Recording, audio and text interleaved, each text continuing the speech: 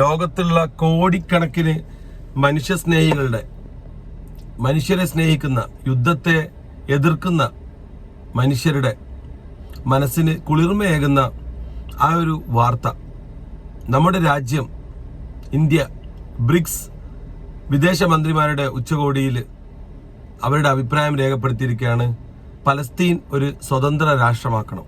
കയ്യേറ്റങ്ങളും മറ്റു രാജ്യങ്ങളുടെ അധിനിവേശവും എല്ലാത്തിനെയും എതിർത്തുകൊണ്ട് എല്ലാവരും കൂടി പാസാക്കിയ പ്രമേയത്തിൽ എല്ലാവരും സപ്പോർട്ട് ചെയ്തിരിക്കുന്നത് പലസ്തീനെയാണ്. പലസ്തീൻ ഒരു സ്വതന്ത്ര രാജ്യമാക്കി നൽകിക്കൊണ്ട് ലോകം യുദ്ധവിമുക്തമാക്കണം, പ്രശ്നവിമുക്തമാക്കണമെന്ന് ഐക്യകണ്ഠേന പാസാക്കിയിരിക്കുക. നമ്മുടെ രാജ്യത്തിൻ്റെ ചരിത്രമറിയുന്ന ഏതൊരാൾക്കും ഈ സംഭവം ആദ്യമേ പ്രെഡിക്റ്റ് ചെയ്യാവുന്നതേ ഉള്ളൂ. ഈ വിഷയം പലതവണയായി ഞാൻ ഉന്നയിച്ചിട്ടുള്ള ഒരു വിഷയം തന്നെയാണ്.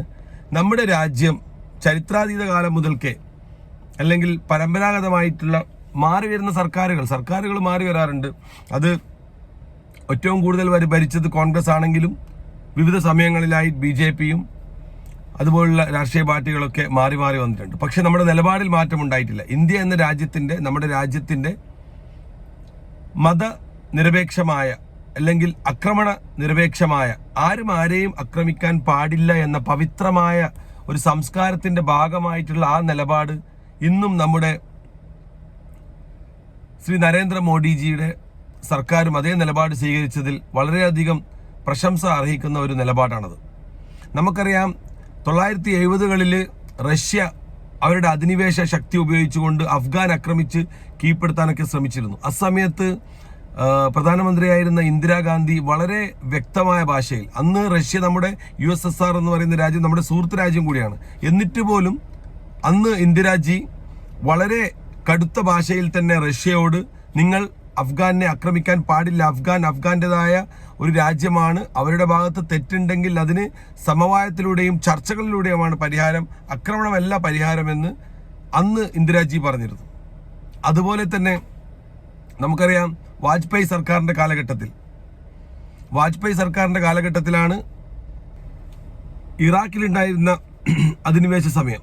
ആ സമയത്തും നമ്മുടെ ശ്രീ അടൽ ബിഹാരി വാജ്പേയി അദ്ദേഹം പാർലമെന്റിൽ പ്രമേയം പാസാക്കി യുദ്ധത്തെ എതിർത്തിരുന്നു.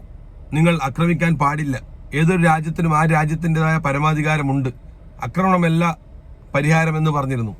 അതുപോലെ 2011 നമ്മുടെ നാറ്റോ സേന ലിബിയയെ ആക്രമിക്കുമ്പോൾ, ഗദ്ദാഫിയെ കടന്നാക്രമിച്ചപ്പോൾ ശ്രീ മൻമോഹൻ സിംഗും വ്യക്തമായി പറഞ്ഞിരുന്നു, ആക്രമിക്കരുത്, ലിബിയ ചെറിയ രാജ്യം, അവർക്ക് അവരുടേതായ അവകാശങ്ങളുണ്ട്, ആക്രമിച്ചുകൊണ്ട് നിങ്ങൾ നിങ്ങളുടെ കാര്യങ്ങൾ അല്ലെങ്കിൽ നിങ്ങൾ പറയുന്ന പോയിന്റ് നേടിയെടുക്കാൻ ശ്രമിക്കരുത് എന്ന് പറഞ്ഞിരുന്നു.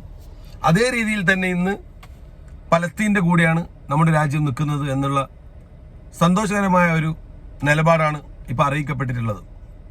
നമ്മുടെ രാജ്യത്തിൻ്റെ ഏറ്റവും വലിയ പ്രത്യേകത ഇത് തന്നെയാണ്. നമ്മൾ ഒരു കാലത്തും നമ്മുടെ രാജ്യം, ആ രാജ്യത്തിൻ്റെ എല്ലാവിധ ശക്തികളും ആ രാജ്യത്തിന് ഉണ്ടായിട്ട് പോലും നമ്മൾ ആരെയും കടന്നാക്രമിക്കാൻ ഒരു കാലത്തും ഇന്ത്യ എന്ന രാജ്യം പോയിട്ടില്ല. പക്ഷേ ഇങ്ങോട്ടുള്ള നമ്മുടെ ബോർഡറിൽ ഉള്ള ആക്രമണങ്ങൾക്ക് വളരെ ശക്തമായ ചെറുത്തുനിൽപ്പ്, ഡിഫെൻഡിങ്, അല്ലെങ്കിൽ ആ ഇങ്ങോട്ടുള്ള ആക്രമണത്തിന് പ്രത്യാക്രമണമായി വളരെ നല്ല രീതിയിൽ തന്നെ ഇന്ത്യ മറുപടി കൊടുക്കാറുണ്ട്.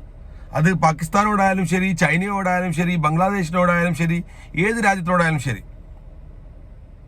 അതുപോലെ തന്നെ നമ്മുടെ ഈ ഫോറിൻ പോളിസി, വിദേശകാര്യ ഈ ഒരു നയം, ഈ നയത്തിൻ്റെ ഭാഗമായിട്ടാണ് ലോകത്തിൻ്റെ എല്ലാ രാജ്യങ്ങൾക്കും ഇന്ത്യ എന്ന നമ്മുടെ രാജ്യത്തിനോടുള്ള ഒരു റെസ്പെക്റ്റ് കിട്ടുന്നത്. അങ്ങനെയാണ് ഒരു വിഷയങ്ങളിലും ഒരു പ്രശ്നങ്ങളിലും ഇന്ത്യ കടുത്ത നിലപാടിലേക്ക്, അല്ലെങ്കിൽ ആക്രമിക്കുന്ന രാജ്യങ്ങളുടെ കൂടെ നിന്ന ചരിത്രമില്ല.